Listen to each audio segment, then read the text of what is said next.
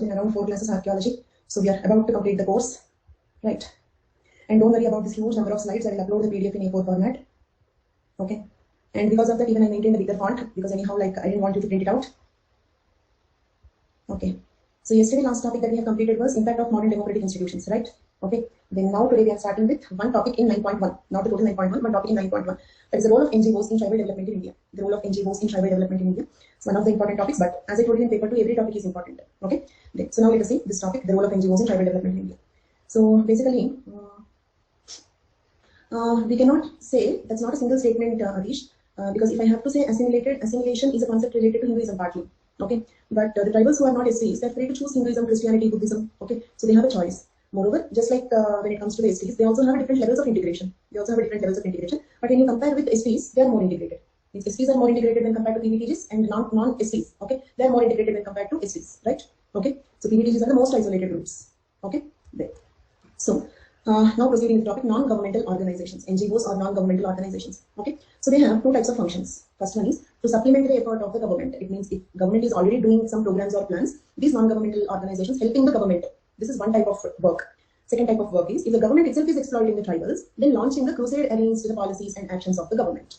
Is it clear? So some non-government organizations can be favorable to the government. They complement the work done by the government. Other non-governmental organizations' their role is if the government itself is exploiting. For example, the government gives some tribal land for mining to a private company. So in such cases, then the NGOs can launch a crusade. They can fight against the government things. So to summarize, these are the two types of roles of the non-governmental organizations. Okay. Then, so now you decide which one the government will fund. To what kind of NGOs the government will fund? Those who supplement.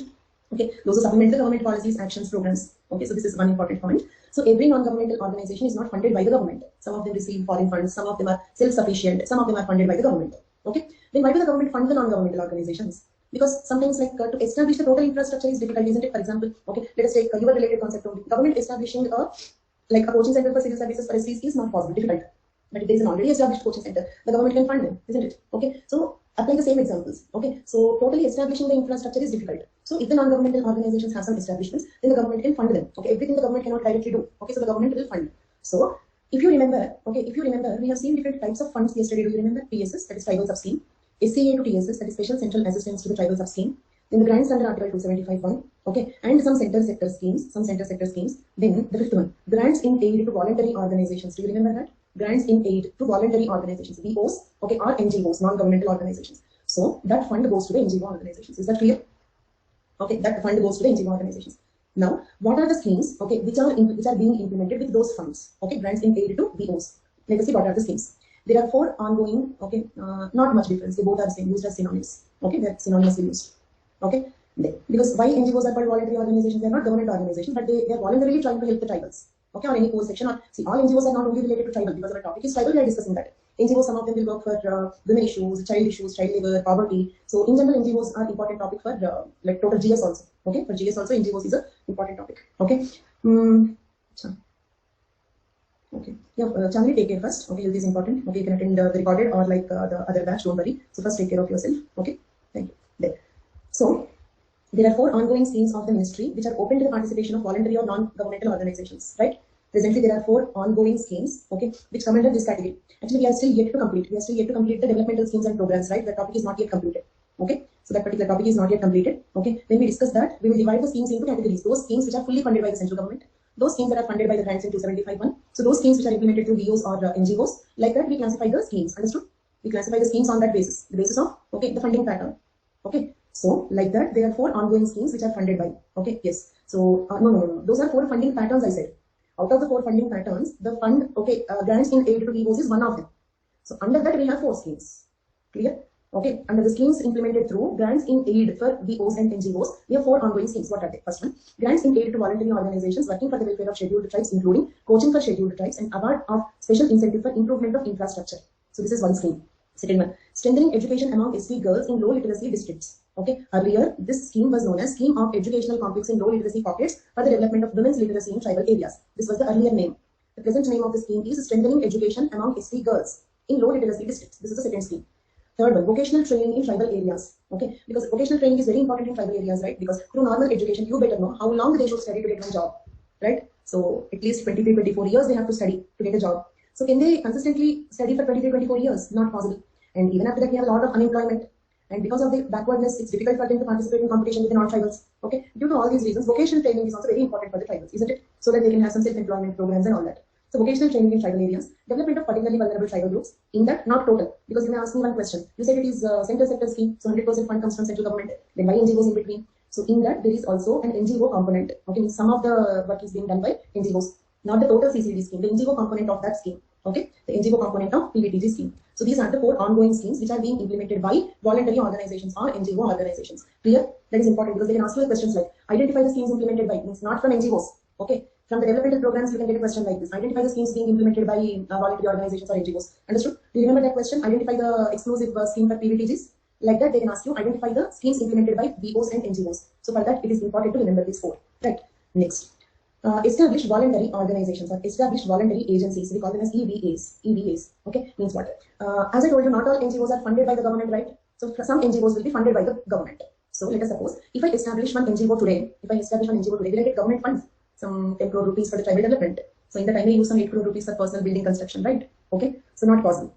So it means if a non-governmental organization should get some fund from the government, it should be able to build some trust, isn't it? So it should be able to build some trust. Okay, so it means it should be an established voluntary agency. Agreed? Okay, some actions already performed and they're already self-sufficient, means they already have some funds, they already have some infrastructure, something like that. So that the government can take them seriously and can give the funds. Is it clear? What if they misuse? That is a bigger threat, right? So those are called as established voluntary agencies. Remember the word EVAs, we call them as. An effort was also made by the ministry to identify voluntary organizations or non-governmental organizations which have an all-India character, means to call as an EVA, an NGO organization should have an all-India character. Regionally, I'm doing some work, I cannot get the government funds, okay? And are known for their selfless service. They must have already done some selfless service and remarkable achievements. The ministry has accordingly categorized a few organizations as established voluntary organizations. On this basis, the Ministry of Tribal Affairs classified some NGO organizations into EVAs. Clear for all of you? What are they? This is the list of those established voluntary organizations. Ramakrishna Mission affiliated organizations, Akhil Bharatiya Vanvasi Kalyan Ashram and its affiliated organizations, and so on. Okay, I have given 14 names. You cannot write 14 names, you can write some 5-6 names that you remember. Is it clear? Can I proceed? So what are these? What is the list of these 14 NGO organizations? EVAs. Are all NGOs EVAs? No, and the government funds goes to only EVAs. They are recognized voluntary organizations. Okay. Now, the role of NGOs in tribal development. Okay, so till here we have seen actually what are the types of work done by the NGOs and what schemes are being implemented through this NGO component and what NGOs are funded by the government and actually what are they doing. Okay, the role of NGOs in tribal development. All activities of NGOs are aimed at social, economic, political and educational development of the oppressed people in the areas. The activities stated by the respondent NGOs are listed below. What activities they perform. Okay, comprehensive village development, education. In education, what they are doing? Balwadi. Okay, then supplementary classes for school-going children, means what? For example, some ST children are going to the school, but they're not understanding anything. Happens, right? Okay, the moment you join in the coaching center, the teachers are speaking some Greek and Latin. Okay, nothing goes into your head. Happened or not? Okay, soon after you join the civil services coaching. Okay, so some supplementary classes for them. Then school at the brick kilns. School at the brick kilns. Okay, brick kilns are the places where the bricks are manufactured. So if the tribal women are working in the brick kilns, what about their children? So school at the brick kilns, so that, okay, while the mothers are working in the brick kilns, their children, the tribal children can get educated. Hostel for the children. Motivate children to go to the school. Okay, they prefer to play in the forest, climb the trees, eat some fruits, play in the pond, swim in the pond. This is what they enjoy. They are not attracted to go to the school. So motivate them to go to the school. Okay, so teach ke beta don't go. So these are some activities done by, okay, most difficult task. True. Okay, so like these are a few things that are being done in the education sector. Okay, no, Balwadi is one aspect of it. Okay, that is schools, primary school for the children. Balwadi is one role. And the supplementary classes, for, say for example, if they are going to some classes, giving tuitions to them. Okay, and establish schools at the brick kilns. These are and all these are the roles. Okay. Then activities related to the women's development, like formation of women's groups, saving groups for women, training for self-employment, women's cooperative societies, income generation for women, women's employment, etc. These are the areas in which they are working. Youth development activities, formation of youth groups, health activities, primary health care, okay, means providing some services like the primary health care, health education, educating them about the health project of family planning, okay, means guiding them, counseling them in the matters of family planning, and improving their traditional medicines. Okay, tribal people have a good knowledge in traditional medicines, but they are not developed much. So do some research on that. Find out which traditional medicines are actually very useful. Okay, develop them. Okay, so these are some health activities. Okay, then provision of the food, political activities. What are the political awareness and training on Panchayati Raj? Okay, train them how to participate in the voting process. Because do you remember like this Manki Munda system and all those? They are both incapable and reluctant to participate in the electoral politics, right? So train them. In the electoral system, train them about the human rights. Okay, you can also include Forest Rights Act. Do you remember? Okay, so Forest Rights Act, for example. Okay, if they have to appeal for the land, okay, according to Forest Rights Act, they can get right. Okay, on the land that they are cultivating up to 4 hectares, right? But what if they don't know that? Did you understand my point? I don't know that I have right on the land, so I don't even appeal for that. Okay, so Forest Rights Act and constitutional safeguards. Constitutional safeguards. They have reservation facilities, but they don't know about that. Okay, and they have human rights. They don't know about that. Okay, then about the schemes. So awareness generation. You can add points like that. Counseling activities, next one. Women counseling center, family counseling center, legal counseling. Is it very important? Okay, because for us also it's an almost difficult task to memorize all the constitutional safeguards for STs, agreed? Almost impossible task to remember them all the developmental schemes, all the rights they have. Okay, so they don't know what they have. How can they use them? That's a major problem they face. They don't even know what SC/ST Atrocities Act. They don't even know the word. Is it clear? Okay, so understand when for us it is so difficult to understand them. Okay, so still now there are so many recent amendments in the SC/ST Atrocities Act. I still have to go through all those amendments. So when it is so difficult for us to understand all these things, it's kind of impossible for them. So giving counseling, training them in such matters. Okay, so if not all, tell them what they need. Okay, tell them for what they are eligible. Okay. Then dissemination of information of government schemes, helping people to secure benefits of the government schemes, self-employment, protecting environment, anti-liquor movement, fighting on land issues, restoration of the land rights, fighting against land alienation, displacement, etc., fighting against injustice, form cooperative societies for tribals, such as fisheries societies, brick societies, to fight on behalf of the tribals, isn't it? To fight on behalf of the tribals. These are all some activities that are being performed by the NGOs, right? Now, that is all in general. Now let us address these two specific questions. They asked critically examine the role of NGOs in promoting health and education in tribal areas. Then critically discuss the role of NGOs in tribal development. To answer these two questions, let us also get some specific content on the NGOs. Okay, the content that I am discussing right now is targeting those questions, right? So, role of NGOs in education. I've already given that, but this is sufficient for normal. That is, like if they ask like role of NGOs in tribal development, then you can write like this. But what if the question is on education? Then we need a little more information about it. So here I get some specific information, particularly in the aspect of education and health. Okay, then so the role of NGOs in education, and one more thing that you can collect. Okay, you can do it on your own. Role of NGOs in tribal women. Okay, that is also a possible question. Health, education over, I am giving you because they are the previous questions, but you assume another hypothetical question. Role of NGOs in the development of tribal women. Okay, assume this question and collect some notes for it. It's a work for you. Okay, then. So now role of NGOs in education, some specific examples. Some NGO organizations have started residential schools, but the effectiveness or impact of such schools is debatable. Some NGOs on their own, they established some residential schools, but the effectiveness is debatable. Next, another strategy adopted by a set of NGOs is to set up alternative schools, which provide the education that they consider appropriate for the targeted tribal group. Okay, see, for example, for a tribe which is totally isolated, if you teach world geography, can they appreciate that topic? Can they relate? Can they understand? For example, if you have never seen the rain in your life, how can I describe rain?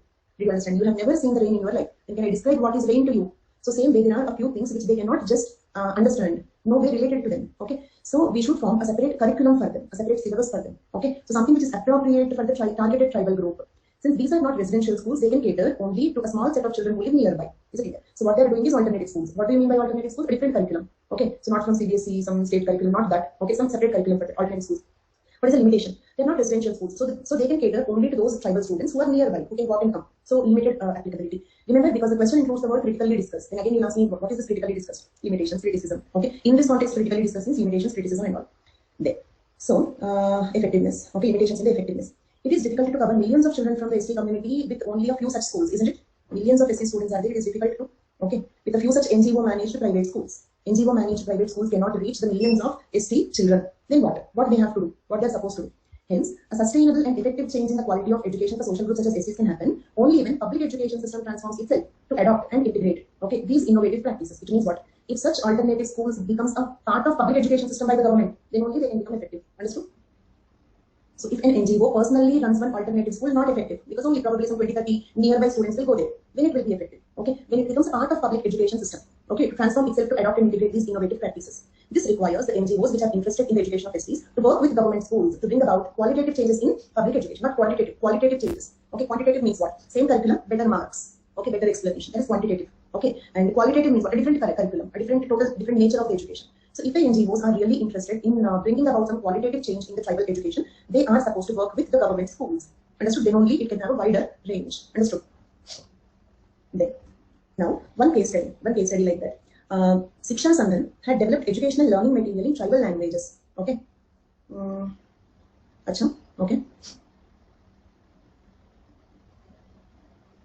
Thank you so much, Chandni. Okay, continue your effort, and if you get selected, somehow inform me. Okay. So thank you so much. Chandan. Yeah, Chandan, sorry. Yeah. So we have a Chandni, right? So that influence. Okay. So Shiksha Sanghan had developed educational learning material in tribal languages. This is one innovative idea, right? Qualitative change. Okay. Tribal languages. Which tribal languages? Saura, Desia, Juang languages. Okay. Education in mother tongue. Just like some of you might have studied in Hindi medium, I studied in Telugu medium. So like that, they also have right to study in their medium of language, right? Okay. So tribal languages. Example, Saura, Desia, Juang languages. During the initial years, it started mother tongue based schooling for children from Kolhar tribe in the block in the Mayurbhanj district of Odisha in 2011. Okay, mother tongue based schooling for tribal children. This kind of adaptation requires not only translation but also making the lessons relevant to the social context of the specific tribal group. I'll give you one example here. Sometimes the movies will be dubbed, right? Dubbing movies. Okay, leaving the dubbing movies, when it comes to remake. Okay, in remake, what they do, not only using a different language, they also slightly alter the content of the movie, which is to make it relatable to the local people of that language, isn't it? So slightly it will be different. Okay, why? Because like the cultures are different. Okay, so this is how not only translation, also make the lessons relevant to the social context of the specific tribal group. Content also should be two things: translate into tribal language and alter the content suitable to the target tribal group. Shiksha Sandhan received some funding for this purpose and could have MLE, means multilingual education, and could have MLE teachers, okay, teachers who are multilingual, okay. It means they also know the tribal language, okay. They know the Hindi or English, or they know some major language, plus they also know the tribal language. That is important for translation, right? Okay, English to Saura language we can translate only, okay. English to Saura language translation is possible only if I know both the languages, okay. So they could have some multilingual education teachers or teaching assistants from tribal communities to help with the tribal language as part of MLE in a set of schools. Some MLE teachers recruited by Shiksha Sandhan were also absorbed into the initiatives of the district administration at the state government. It means they got government jobs, permanent government jobs. This is one achievement by Shiksha Sandhan, isn't it? Such teachers, okay, who got recruited by Shiksha Sandhan got even absorbed by into the state government schools. Okay. Then, under the current scheme, an MLE teacher can become a regular teacher after 6 years if they pass a test conducted by the government. Okay. So this is a big achievement. Like how it is a big achievement. One is, okay, tribals have the right to get educated in their mother tongue. Okay, just like we got educated in our mother tongue. Okay. Second thing, the content is also being altered. Third thing, some tribal youth are getting jobs as MLE teachers, isn't it? Some tribal youth are getting jobs as MLE teachers. Shiksha Sandhan has trained MLE teachers and also coached them to pass this test. Not only that, okay, so they need to pass a test conducted by the government for that. Shiksha Sandhan is also coaching them to pass this test conducted by the government. Okay. Next, so this example you can write for education. Clear for all of you? So particularly for education, this is the content I provided. Next, health. Health also in the general role, okay, we included health in the general role. In these 16 points, I included health. But because health is mentioned in the question, some examples. Also, particularly health is presently the most important point in the pandemic period. Okay, so like during COVID-19, 100 NGOs do any activity. Okay, so that examples we can quote. Hyderabad-based NGO Social Data Initiatives Forum. NGO name Social Data Initiatives Forum. Okay, has taken up the task of supplying oxygen cylinders and other emergency healthcare material and medicines to tribal populations in Telangana. Next, another NGO Soul. Okay, NGO name Soul distributes cooked food and sanitary items to the tribal people of Sundarbans and daily wage earners in Kolkata, okay, who are struggling to survive during the COVID-19 lockdown. So these are some initiatives taken by the NGO organizations during the pandemic. Okay, then limitations of NGOs, because the word critically is being used. Let us see some limitations of the NGOs. Okay, limited size. Say for example, an NGO run private school. Okay, how many students it can cater? Okay, limited size, limited funds, limited impact, and loose structure. Okay, often with limited accountability to the beneficiaries. Okay, means they are not answerable. Government is answerable, but non-government organizations, they are not answerable to the public, right? They're voluntary organizations. Okay, so whatever they do, we should be happy with that. How can we demand them to work more? Is it clear? Okay, so for example, this Hyderabad-based Social Data Initiatives Forum is supplying oxygen. Good. Okay, but how can you demand that you are not supplying 1,000 more oxygen cylinders? Because that is not government. They don't have a duty of doing that. Okay, so they have limited accountability to the beneficiaries. They're not answerable to them. Self-interest. Okay, for example, some people actually willingly establish NGOs. Okay, they earn a lot in the NGOs. Isn't it? Heard about it? Okay, so to make their black money white or to receive some funds and misuse the funds like that. Problems in ideologies. They need not have right ideologies and policies. So these are some limitations of NGOs. You can elaborate on those points. Okay, so this will this will be sufficient, even including the word critically discuss, critically comment. Okay, such words also justified. Okay, so NGOs in general, NGOs in health and education. This is what I have given. Okay, but you can also collect some notes on any such case studies or any such content on role of NGOs in tribal women. Little more information, right? Okay, can we proceed? And also role of NGOs in central India. That is also a possible question. Role of NGOs in central India. Okay, tribals in central India. Collect notes for, make a notes for some 250 words answer for both the topics. Okay. Then before proceeding to the next topic, which section to be given for this while attempting to make some social physical I get selected this year. Chandan, once again, thank you so much for that. And the question you have asked is very important for our other friends also. So let me answer that. Okay. How to choose questions. Before I proceed into, okay, let me first declare, okay, this NGO organizations topic completed. We are moving on to the impact of urbanization, industrialization on tribal populations. In between, Chandan asked a question, the answer of which is useful to all of you. So let us just see that. Okay. Achha, okay, Zee, we will discuss today. Okay. Then. Not now, Zee, please wait. Okay, we'll discuss at the end of the class. Right. Okay. So now let us see that question, the answer of which is useful for all of you. Okay. First thing, let us know. See, there are 8 questions given.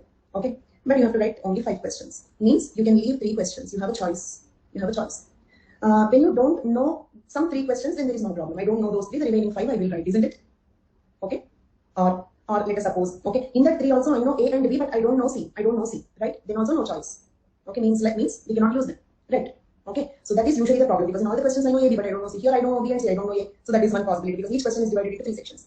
So in those 2 cases, you don't have any dilemma.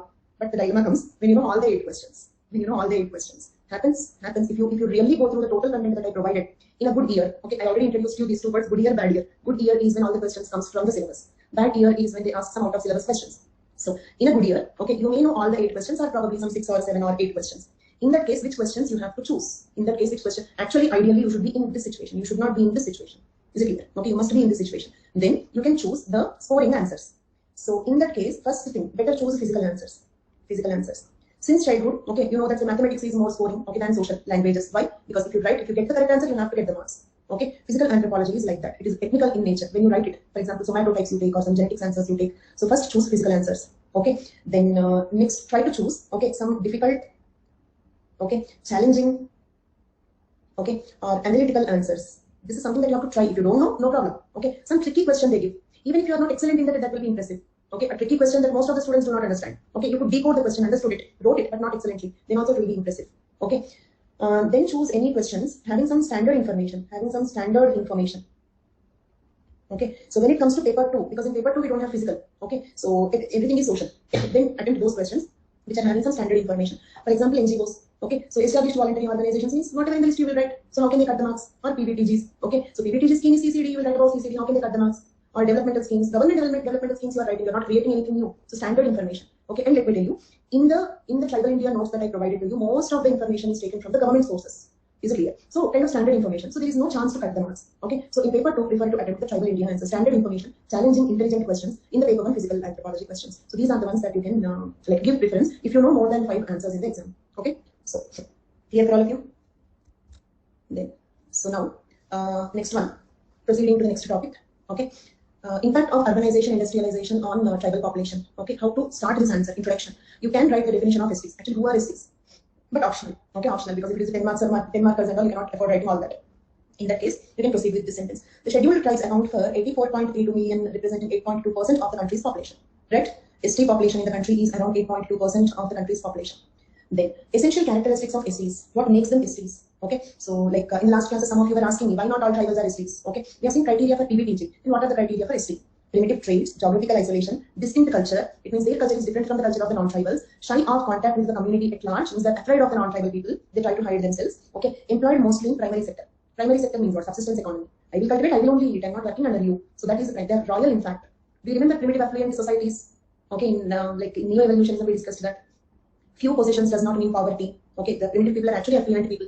Because they're not working under anybody. We are slaves. We are working under somebody, but they're not working under anybody. They are mostly in primary sector. Okay, but they are royal only if they have rights on their land. Just land alienation. Everything is work from the tribals. So that is one very important point. That is that if and but here. Okay, so they are royal, but if they have rights on the land on which they are living. Okay, then high levels of poverty and illiteracy, low nutrition levels. So these are some criteria to call a group, to identify a group as ST. Clear? And you know, there was another question. Okay, like you were just casually asking what is the difference between ST and tribal, right? That was just a casual question, but you know, that was a previous year question. Okay, tribes and STs. Right. There. So now, so before independence, and now we are proceeding with the urbanization. This is all introduction part actually. Who are the STs? Okay, but this you can use for many other answers. This content, okay, who are STs and the characteristic features you can use, okay, for many other answers. I'll try to show you that question. I may not be able to find it, but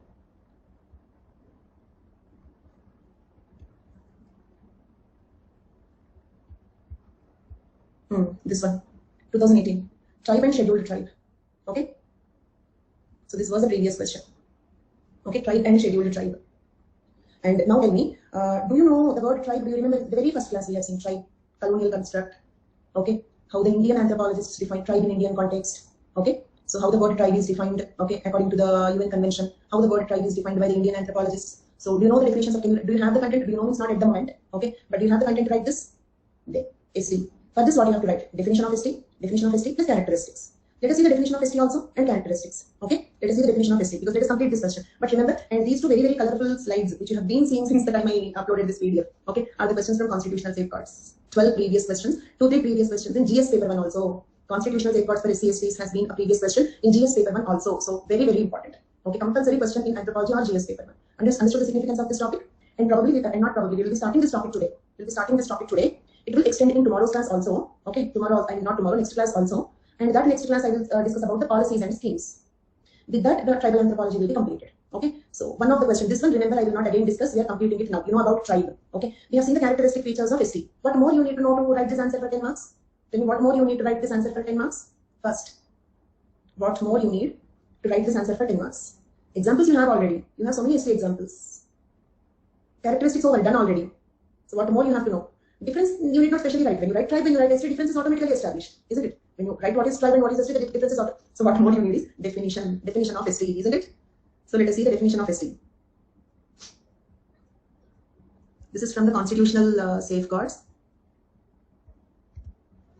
Article 366(25). Article 366(25) defines the scheduled tribe. Okay, which article defines the scheduled tribe? Article 366(25). Scheduled tribe means such a tribe or tribal community. First point, tribe or tribal community mean the same. First understand that point. Tribe or tribal community mean the same, right? Such a tribe or tribal community or parts of, because sometimes only a part of the tribe or tribal community can be considered as an ST, right? Okay, or groups within. Only one group within that tribe is ST. Only one group within that tribe is ST. Within such tribes or tribal communities, as are deemed under Article 342. Then what is Article 342(1)? Procedure of scheduling. 366(25) definition. 342(1) procedure of scheduling. Who will consider who will add a particular tribe in the ST list, and how can he add the tribe in the ST list? That is 342(1). Understood the difference between the two? Okay, 342(1) is procedure of scheduling. Okay, 366(25) is 366(25) is the definition. Okay, as are deemed under the Article 342 to be scheduled tribes for the purpose of this constitution. This is the definition of ST. Then, in GS paper 1 there is one question. Why the tribes in India are called scheduled tribes? This is GS paper 1 question. Note down the question. Why the tribes in India are known as scheduled tribes? This is GS paper 1 Indian society question. Okay, noted it? And with this content you can write that and these two previous questions. Okay, this is enough for that also. Okay, why? Because the word schedule in the constitution. You know the word schedule in the constitution? What do you mean by schedule? List. Yes, schedule is equal to a list. Like no, not appendix. Annexure we can say. Okay, appendix is different. Okay, so annexure we can say, or list, or for all the articles we have clauses, right? Okay, 1A, 1B, 1C, so many clauses. If a clause is so elaborate content, okay, if a clause is having so much of elaborate content, then we call it as a schedule. Just like the articles have clauses, some articles have schedules. Just like the articles have clauses, some articles have schedules. Okay, a related list. Okay, or it means if the content is so much that you cannot keep in a clause, then it is kept under the schedule. Understood? So the tribes in India are known as scheduled tribes. Note this down if you want. The tribes in India are known as scheduled tribes because they are listed in a schedule in the constitution. The tribes in India are known as scheduled tribes because they are listed in a schedule in the constitution of India. So that is one sentence answer about it. No, this is not a total constitution. One article. Okay, one article. Just like you have 366(25). What is this 25 clause? Okay, so like that, like a clause, you have schedules under one article. Understood? We have schedules associated with one article. Okay, just like we have clauses under one article, we have schedules under one article. Means every schedule is associated with one or the other article in the constitution. Understood? No, amendment is not needed. Public notification is needed. Amendment is not needed. Okay. So is the schedule concept clear? So will every schedule in the constitution come under one or the other article? Like you have 5th schedule, 6th schedule, right? 5th schedule, 6th schedule, they also come under one article. Let me show you. 5th schedule comes under Article 244(1) of Part 10 of the Constitution. 5th schedule is a schedule under what? 5th schedule is a schedule under what? Under the Article 244(1). Okay, so like this, every schedule is under one or the other article. Okay, explanation, elaboration, associated list, that is called as a schedule. Okay, same way, 6th schedule. 6th schedule is a schedule under Article 344(2) of Part 10 of the Constitution. It should be read along with Article 275(1), right? So now did you get an idea about what is a schedule? 5th schedule. This is all the content in 5th schedule. This is all the content in 5th schedule. So can you keep so much in a class? Did you understand the point? What is there in that we will discuss. That is our next class or probably today's class. See this much content, all these details, so much details. How can you keep all these things in one class? So they will be kept under a schedule. Okay. So 5th schedule is a schedule under what? Under which article? Okay. Under the article 244(1). Just like that, we have every schedule in the Constitution is associated with one or the other article. Okay. So got the idea about what is schedule in the Constitution? And note down that sentence. The tribes in India are known as scheduled tribes. The tribes in India are known as scheduled tribes. Okay, because they are listed under a schedule in the Constitution of India. I repeat, the tribes in India are known as scheduled tribes because they are listed in a schedule. Okay, in the Constitution of India. Okay, then 366(25). Now 342(1). Okay, the president may, with respect to any state. So who will declare a tribe as an ST? Who can declare a tribe as an ST? President. On his own or some consultation needed. Okay, so the president may, with respect to any state or union territory, and where it is a state, after consultation with the governor thereof. Okay, means what? If it is a union territory, no more consultation. He can on himself he can declare it. If it is an ST in a state, after consultation with the governor thereof, And how? Okay, by public notification. Specifying the tribes or tribal communities or parts or groups within the tribes or tribal communities, which shall for the purpose of this constitution be deemed as scheduled tribes in relation to the state or the union territory as the case may be. So this is the procedure. Simple. Okay. Resident, if it is union territory directly, if it is a state after consultation with the governor by public notification, can declare a tribe or a tribal community or a part of or a group within a tribe or a tribal community as a scheduled tribe. This is the procedure of scheduling. Clear? So can you write those two answers, that answer for that GS question and that one? No, that is not mentioned in the article at least. Okay. Then, so that question, tribe and scheduled tribe, what is the structure? First, write tribe. Okay. You need not write as per UN convention. Leave it. Okay. Define the word tribe according to one or two Indian anthropologists. Step 1. Okay. Then write some characteristics of tribes. Write some characteristics of Indian tribes. Step 2. Step 3. Write the definitions of it and write the sentence. Tribes in India are known as scheduled tribes because they are listed under a schedule in the Constitution of India. Third step. Fourth step. Write these Article 366, 25, 342, 1. Then write those characteristics. Do you remember? And we got deviated from this topic, isn't it? Impact of urbanization, industrialization. Write these characteristics. Step 5. Answer in 5 parts. Can you write the answer for this? Choose such questions when you know more than 5. Because 100% there is no chance of decreasing the marks for such questions. Because like concrete, you are closing the examiner from all the sides. Okay, where is the deficit in this answer? Okay, so choose such answers, right? Okay, if you need to say wrong, you need to say, okay, the constitution is wrong, that's all. The tribal India answers have that advantage, right? Yeah, define quoting the thinkers, articles, characteristics. That's all. Okay, so we started with the impact of urbanization, industrialization on tribal populations. In between, we slightly deviated to constitutional safeguards. We completed 2 articles, okay, and also a little bit introduction about Schedule 5 and Schedule 6, okay, and then we even discussed 2 previous questions from constitutional safeguards and coming back to the impact of urbanization, industrialization on tribal populations are done. Okay, now so and okay, our next plan is soon, probably in 10 more minutes, we'll be completing this industrialization. After industrialization, next topic is constitutional safeguards only. I'll start it today. You'll get a break tomorrow. Monday, we will be completing the constitutional safeguards. Tuesday, developmental programs, plans, and schemes. So with the tribal India will be completed by Tuesday. Okay. Yeah. So before independence, tribals had a history of common ownership of land, forest resources, and produce. And you can use this content. Look at here. And if at all there are any more questions which are not directly covered, trust me, if you carefully read the total notes, you will surely find the answer. For example, social change during British colonial period and post-independence. That is a previous question. You can write, okay, before independence, after independence. So from this, you can write that answer also. Okay. So these are not fixed answers for one question. The content can be used for various questions. Understood the point? Social change among tribals during the colonial period and post-independence. For that also, you can use this content. Okay. And if at all there are any gaps, for tribal India, textbook is not at all a good idea. Because, okay, last batch, this batch, there are changes in some topics in tribal India. Okay. The policies only, like schemes and all, there will be a lot of changes. Okay, so textbooks cannot be updated so frequently. So textbook is not a good idea. Okay, the notes plus the reports that I suggested, plus any one book in the question and answer format. Any one book in the market in the question and answer format. Okay, when you see the book, you will only understand which is more informative and which is better. Okay, to get ideas about flowcharts, diagrams, and all that. So that is enough for try. If at all there are any gaps in this content, that will fill it. Okay. So before independence, tribals had a history of common ownership of land, forest resources, and produce. Economic autarky. Okay, independent. Okay, tribal societies were egalitarian, equalitarian in nature. Class stratification emerged among tribals due to industrialization and subsequent monetization of the tribal economy, isn't it?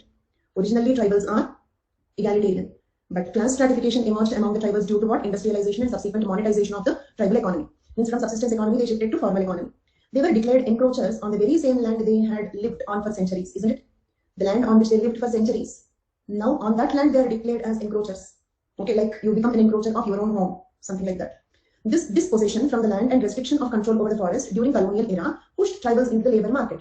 Just check, are all these points suitable for social change among the tribals during the colonial and post-independence period? This is a social change during colonial period.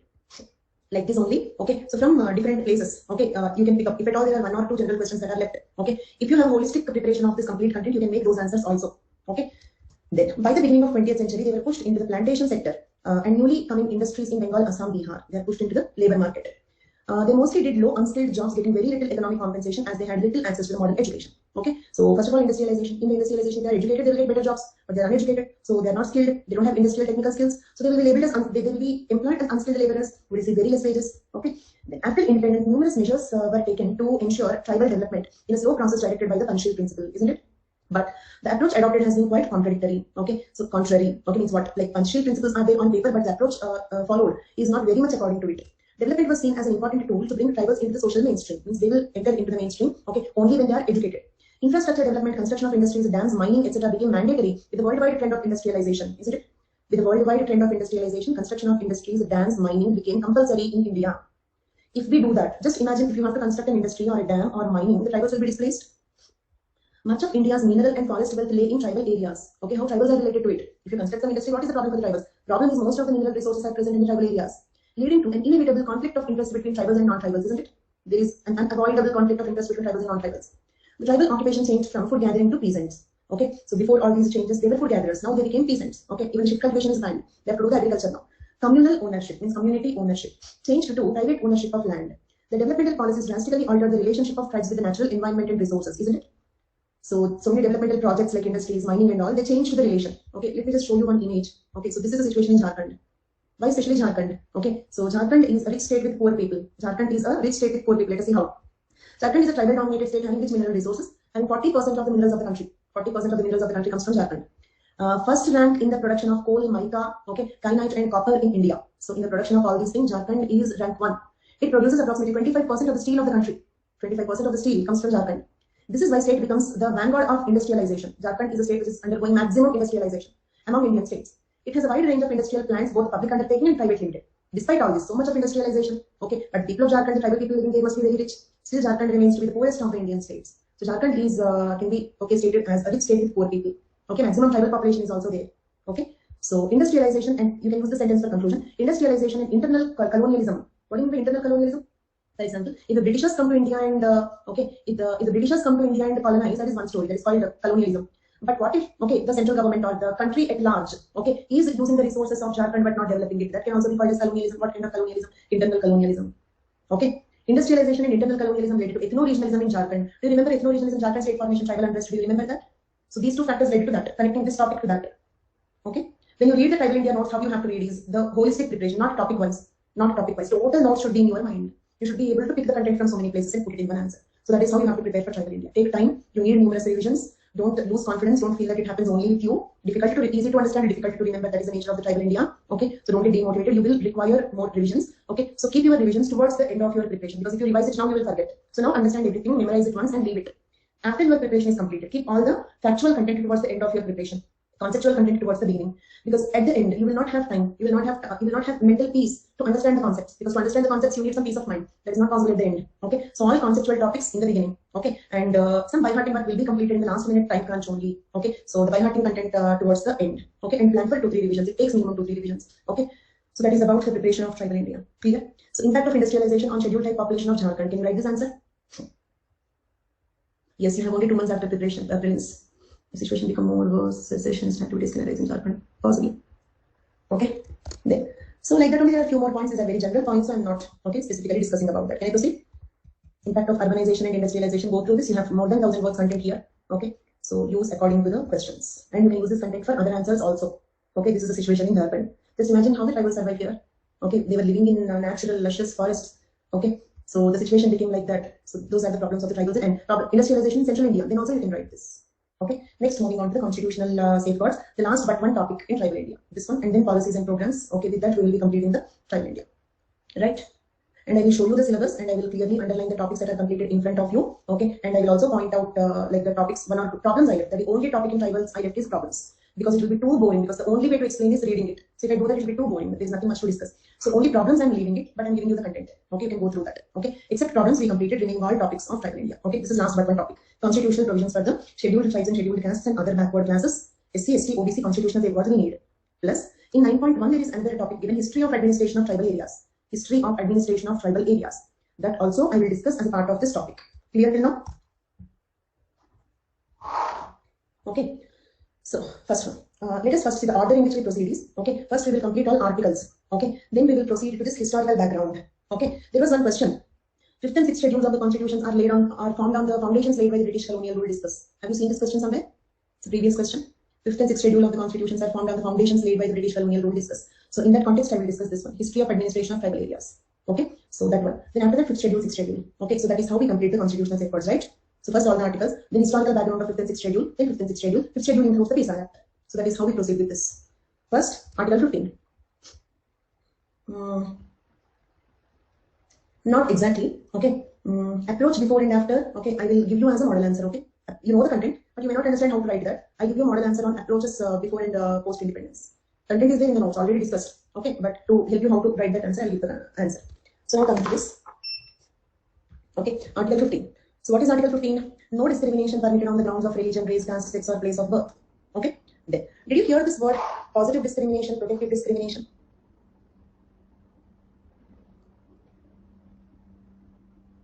And if the question comes on constitutional safeguards, definitely use this word. Definitely use this word. Okay. Then, so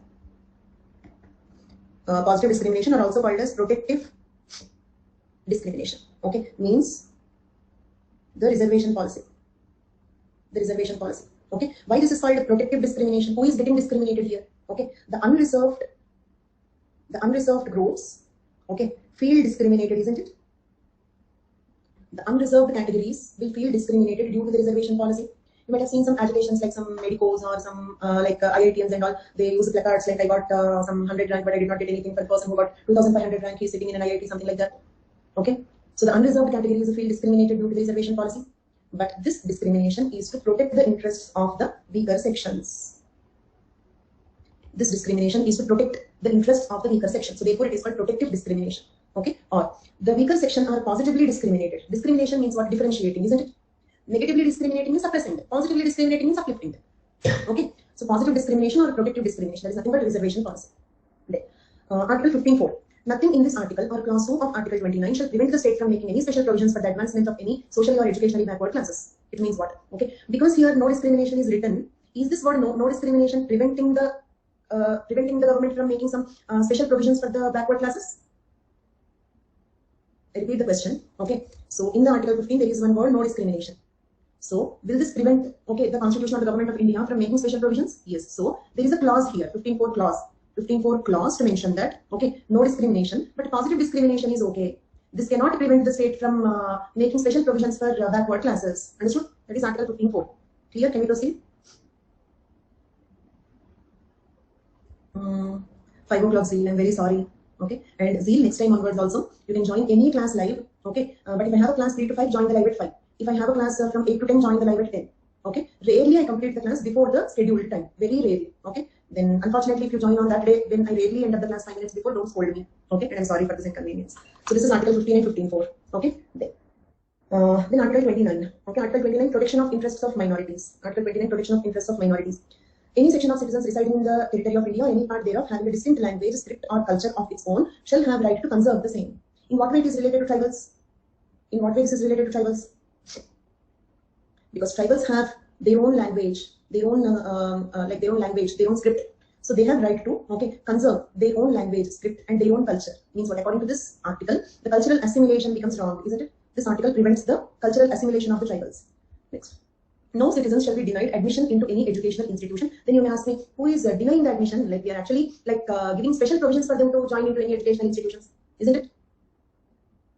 But at one point of time, when all these articles were written, the situation, it means before writing these articles, before the Constitution, the situations were like the untouchables were not permitted into the schools. You must have watched Ambedkar's movie also, right? He used to stand outside the classroom to listen to what the teachers were explaining.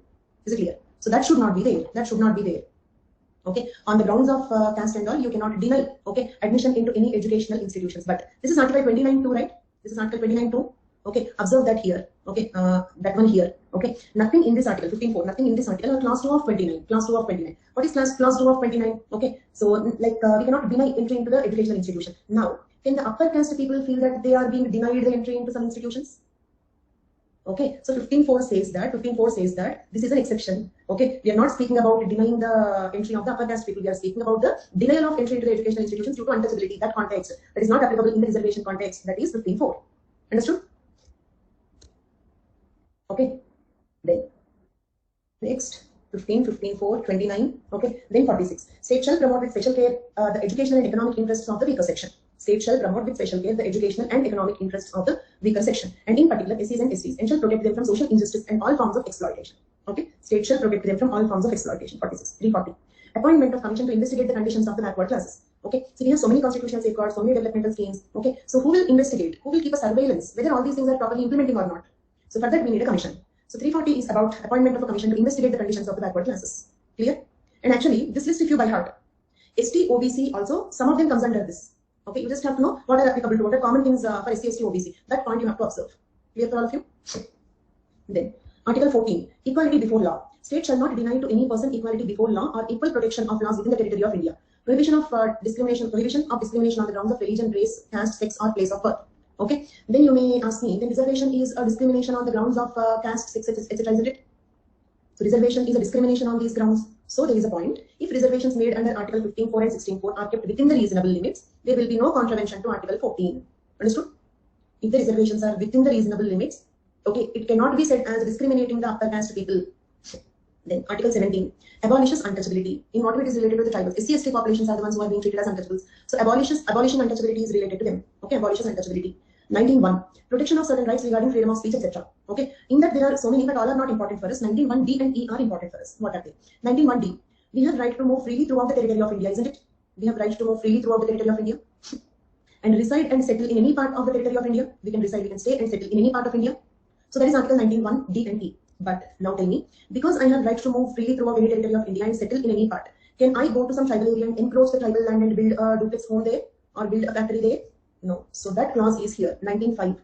Nothing in the subclauses D and E of the clause 1 shall affect the operation of any existing law insofar as it imposes to prevent the state from making any laws imposing reasonable restrictions on exercise of any rights conferred to the tribals. You can briefly write it. Okay. So this is not related to imposing restrictions on. It means state can impose reasonable restrictions on our movement into the tribal areas. You can write like this. You need not write the complete paragraph. If you want to note it down, state can impose reasonable restrictions on movement and settlement of non-tribals in the tribal areas.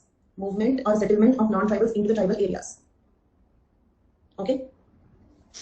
Then Article 23 illegalizes traffic in human beings. Illegalizes traffic in human beings. Forced labor and evils which non-tribals have encouraged and imposed on the tribal folk. Human trafficking, forced labor, okay, illegalized. Article 23. Then 164. Are you all memorizing all these articles and you know them already? Okay, probably many times must have studied Lakshmikant as of now.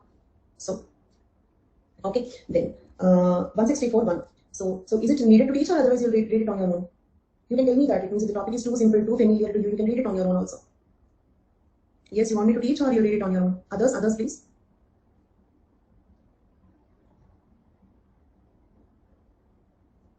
Okay, let us deal with this. Okay, 164.1. And actually only articles will be like this. Maybe 5th schedule and 6th schedule, you will not read them in detail. Okay, so but you will, from the notes if you read, you will be able to understand. Okay, but anyhow, I decided to proceed. Okay, so Article 3, 164.1. What is this 164.1? Appointment of Ministry of Tribal Welfare. Do you remember I said Ministry of Tribal Affairs is the central government ministry. Ministry of Tribal Welfare is a state government ministry. Okay, in what states? Only in tribal concentrated states. Only in tribal concentrated states. Okay, do one thing. Constitutional safeguards for STs, I will discuss. SC, OBC, I'll give you the notes because most of it will be overlapping, almost same, right? So will that be okay? Okay, little changes will be there. Okay, when you read, you can easily understand that. There. So in which states? Bihar, Madhya Pradesh, and Orissa. Initially, okay, at the time when this article, at the time of the constitution, okay, so it was only in the 3 states. Okay, remember the states: Bihar, Madhya Pradesh, Orissa. Then you may ask me one question. Okay, like see how in detail the questions are coming from this. Let us just have a look at these previous questions, so that you will understand in what way it is slightly different from like what you study in polity, because some topics are more in detail. Look at these previous questions once. Role of Gram Sabha under PISA Act. Okay, how specific the question is. So not only about 5th schedule, in the 5th schedule, in the PISA Act, okay, in that only Gram Sabha role. Okay, so like that they are asking highly specific questions. Right, next. Provisions under 6th schedule of Indian Constitution. 5th schedule and 6th schedule of the constitutions are built on the foundations laid by the colonial government to discuss. Do you remember this question? I just mentioned it. Describe the history of tribal administration in colonial period. These two questions mean the same, isn't it? Describe the history of tribal administration in the colonial period. And 5th and 6th schedules are built on the foundations laid by the colonial government to discuss. They both mean the same. That we will discuss. Then critically examine constitutional provisions. This is a general question. This almost all of you can readily write it, isn't it? At the moment you can answer this question. Next, there is another typical question. Critically compare affirmative action of USA and protective discrimination for scheduled tribes in India. Okay. So let us first complete this question. This is slightly different, so let us finish it off. Okay. Now, what is affirmative action in USA? What do you mean by affirmative action in USA? Okay. Do one thing. Just forget about anthropology and all this terminology. Okay. Affirming means what? Affirming means what? Positive or fighting movements, positive approach which they won due to the movements. Can I say like that? Undoing historical injustice. Okay. So can we say some positive impact which they got, which they fought and achieved? Okay. I'm firm on this. I want it. Okay. Like that. Tribal unrest. Okay. I'm firm on this. Okay. Ziddi hu main. Okay. I want it at any cost. So with that some movements and they achieved something. So that is affirmative action. Okay. Protective discrimination. Are they both similar words? Affirmative action and protective discrimination. Okay. Very good. Then, in what way they are important? For example, in India, the protective discrimination is for whom? Scheduled tribes. To elaborate this, what you have to write, these articles that we studied, isn't it? You have to write what? You have to write the constitutional provisions that we have seen till now, including 5th schedule, 6th schedule, briefly. Including 5th schedule, 6th schedule, that is what you have to write. Okay, then what is affirmative action in USA? Means what is the reservation policy in USA? That is not for scheduled tribes. They don't have a word scheduled tribe at all. Okay, so they don't even have a word scheduled tribe, because scheduled tribe is a word in the Indian context, not also indigenous people. Their affirmative action is for racial discrimination and gender discrimination. Blacks and women have some reservations there in USA. Blacks and women have reservations. Okay, I've given ready-made answer for it. Affirmative action in the United States versus protective discrimination in India. Actually, I'm against question and answer format books. But at the same time, questions are finally our target. So I followed a mediocre approach in throughout the notes. Most of the headings I kept in the notes are previous questions. But I did not give the notes as an exact answer to that question. I've given the holistic content on that topic. That is the approach I followed in making this notes. So this is another such title. Okay, based on a previous question. Okay, so it tends to focus on issues such as education and employment, specifically granting special considerations to racial minorities, Native Americans, and women who have been historically excluded groups in America. So in America, the affirmative action is related to racial minorities, that is blacks, Native Americans, okay, and women. Is it clear? Reports have shown that minorities and women have faced discrimination in schools and businesses for many years, and this discrimination produced unfair advantages for whites and males in education and employment. This impetus towards affirmative action is redressing the disadvantages associated with past and present discrimination. Okay. Further impetus is a desire to ensure public institutions such as universities, hospitals, police forces, and more representatives of the populations they serve. Affirmative action is a subject of controversy. Some policies adopted as affirmative action, such as racial quotas or gender quotas for collegiate admissions, have been criticized as a form of reverse discrimination. See, positive discrimination or protective discrimination can also be criticized as a reverse discrimination, right? In the past, they were discriminated. Today, you are discriminating us. This is the argument by the upper caste people here in India. Same is the argument by the whites and males in USA. And such implementation of affirmative action has been ruled unconstitutional by the majority opinion of Gratz v. Bollinger. Okay, affirmative action as a practice was upheld by the Supreme Court's decision. Okay, so this is all about affirmative action in USA. Protective discrimination in India is something that you already know. You can already write about it. And I have given some content about affirmative action in USA. So are you able to write this answer with this content? Is the content enough for this question? Okay.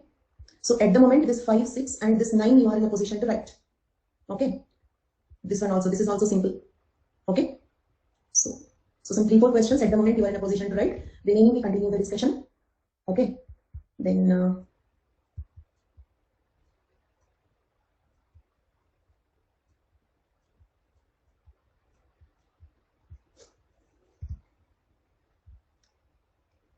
this one. So Ministry of Tribal Welfare. Okay. Initially in which 3 states?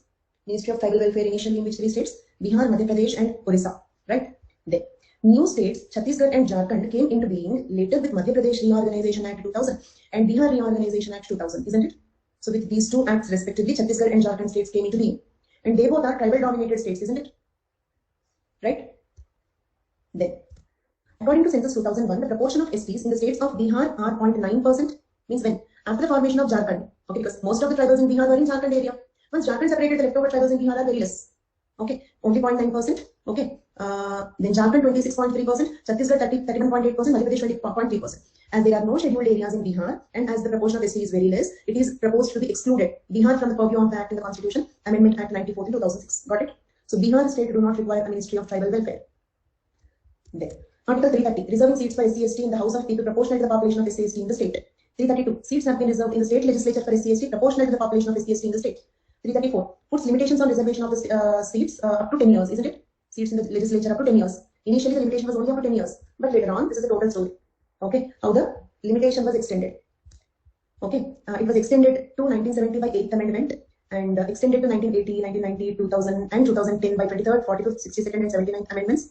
And the 95th Amendment of the Constitution, officially known as Constitution 95th Amendment Act 2009, extended the period of reservation of the seats for the scheduled castes and scheduled tribes, okay, in Lok Sabha and the state legislative assemblies for another 10 years, that is up to 26 January 2020. So these are some amendments happened to that article, right? Then after that, 366/25, 342/1, we completed these 2 articles, right?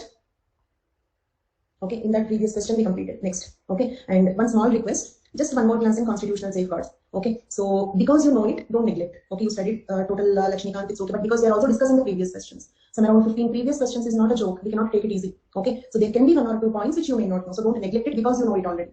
Okay, so if you already know it, revise it. Okay, you will have to read it 1 more time. Feel as if you are reading it 1 more time. Okay, so I will take the complete next class for constitutional safeguards, only very important for tribal and also GS paper 1. So let us don't neglect it. Okay, so maybe familiar to you, but bear me for one day for a familiar topic. Okay, then Article 275(1), Indian Constitution provides funds to both Schedule 5 and Schedule 6 areas for the purpose of promoting the welfare of scheduled tribes or raising the level of administration of the scheduled areas. So these were the funds under the Article 275(1) we were discussing about in two different contexts, isn't it?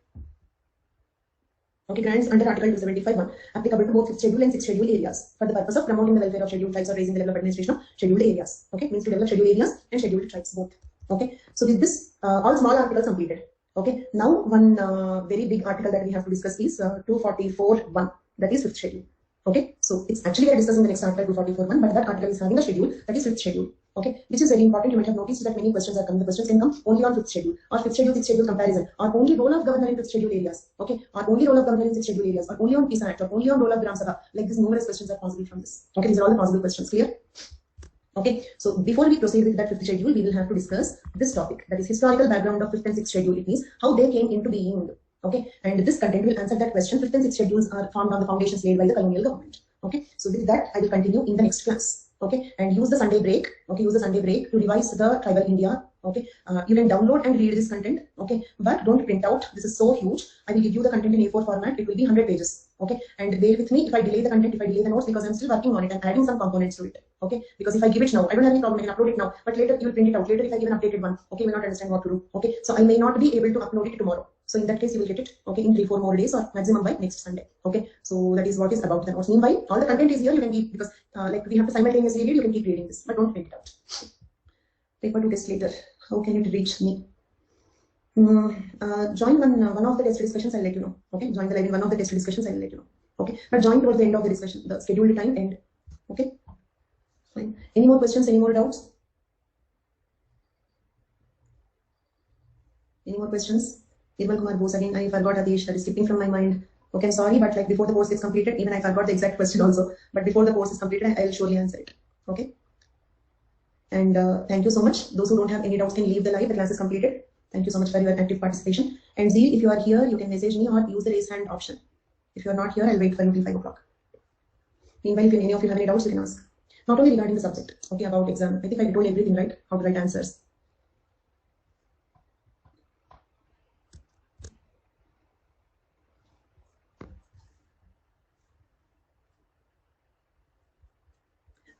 And today also 8 o'clock. Okay, we will be continuing with political anthropology. Attend that class. I will complete political anthropology today there. So with that, your unit 4 also will be completed. Yes, of course. Paper 1, my role is more. Paper 2, your role is more. So that is the difference. Paper 2 is a lot of factual content and general information. So first complete paper 1, then paper 2. Zeal, are you here? Yes, prelims is in here. Now full focus only on prelims. Fortunately, your optional preparation is also completed. At the time we started the batch, we were like in between the prelims comes what to do. So in that case, you are in a much better situation than then. So first realize that and take prelims very seriously. Okay. And after that, you can see now this is the time only for the prelims. Even if your prelims preparation is completed, don't neglect, don't take it easy. Okay. Zeal, are you here?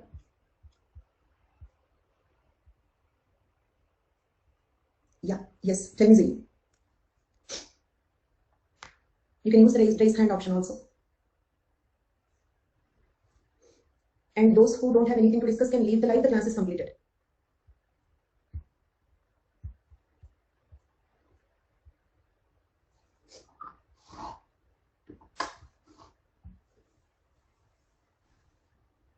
Yes.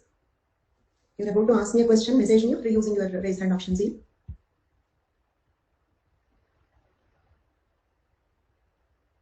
No problem, relax.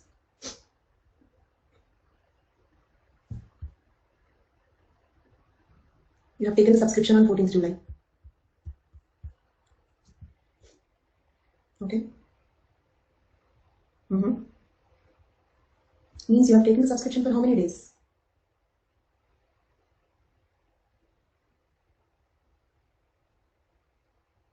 Okay. But if you have taken the subscription on 14th July, then how it will end? 16 months, then you can complete it, right? What is the problem?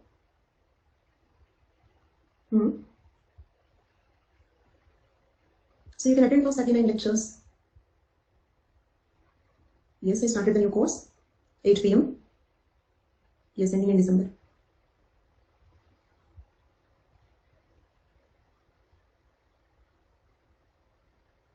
Yeah, you can start seeing the live lectures there. Yeah, yes, of course, you can. You can do that. You can attend those classes. Then meanwhile, you complete preparation of these topics. Can you please use the raise hand option? Is it possible for you? You can talk.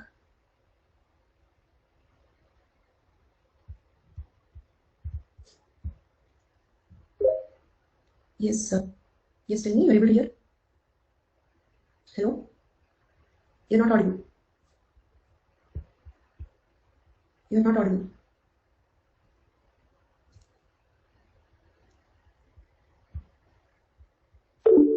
Okay, that's okay.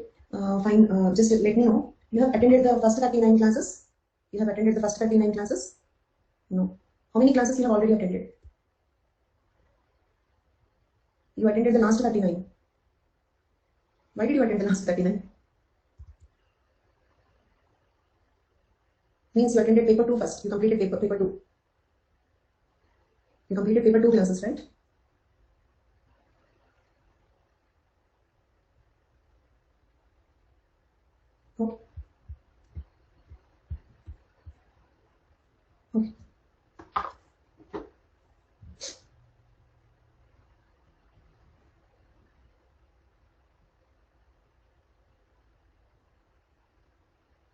Okay. Okay. Okay. Okay. Okay. Okay. Okay. Okay.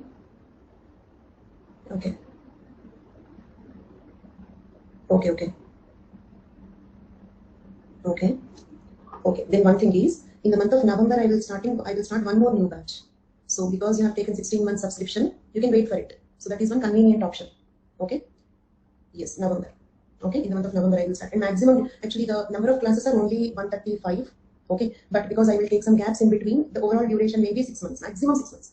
Okay, maybe this batch took 6 months because I have taken a continuous 15 days gap because I got COVID-19. Okay, so usually it may not take 6 months. It may take 5 to 5.5 months. Okay, so in 5 to 6 months we will be completing the course. So if it starts in November, December, January, February, March, April, by April you can complete it. Yes. So because anyhow you have taken 16 months subscription, better be there since the very first class. That will give you more satisfaction. Meanwhile, you complete GS. Have you taken GS plus optional? You've taken GS plus optional? GS completed. Okay. In Unacademy, you have taken GS plus optional or only optional? Very good.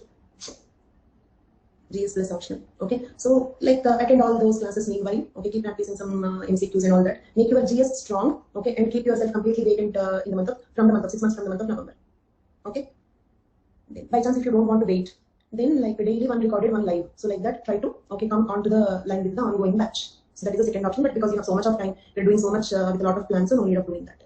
Okay. Yeah. So you can comfortably wait for the November. I may start it a little early also. Date is not finalized, but there is a lot of demand for another batch. So November is maximum delay. I will start another new batch. Just like these two batches are overlapping. Before the batch is completed, second batch, there can be another batch. Okay. So fine, Zale. Sorry I made you wait today. Okay. Thank you so much. Bye bye. Akhil, I don't know any such book, but I will ask someone and I will let you know, Akhil. Okay, about essays, model answers. Model answers book I doubt, but better get some notes by some teacher, something like that. November it will start because next year calendar also June we have prelims, right? So if I start in November, then only I will be able to complete the course before the prelims. So November starting is no doubt. Earlier than or not is the only doubt. Starting your batch in November, no doubt. Okay, that is based on the next year calendar. So that's all for today. Thank you all so much. All the best. Bye bye. Yes. You will be writing 22 prelims.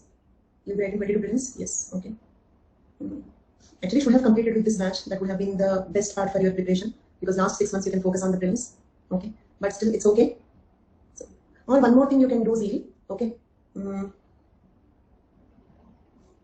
Attend the second paper with the ongoing batch. Second paper with the ongoing batch and first paper with the next batch. That also you can do. I don't exactly remember. Okay, you can message me again on 1 second. I'll let you know.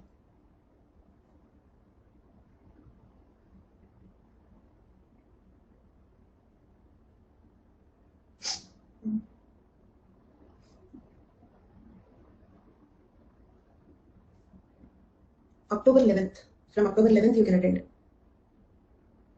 Okay. from October 11th you can attend. So like that you can save 1 month, right? So by October, fortunately if I start a new batch by October 11th, you can join that. Otherwise you can, that's what I checked it and I told you the date accordingly. So if you start on October 11th, you will not face any problem. Okay, I did not give you an earlier date because the earlier topics will have some overlap. 8 p.m. batch, October 11th, but message me like this once again, okay, in the first week of October, okay? But please check meanwhile, because by chance maybe October 11th or 12th if I launch a new batch, then better join new batch only. Fine. And also I may have another crash batch after October 6th. That is another thing that I have. So I may not have this one, okay, in the month of October. So better start on October 11th with this batch and message me again October 1st week. Fine. So that's all for today. Thank you. All the best. Bye-bye.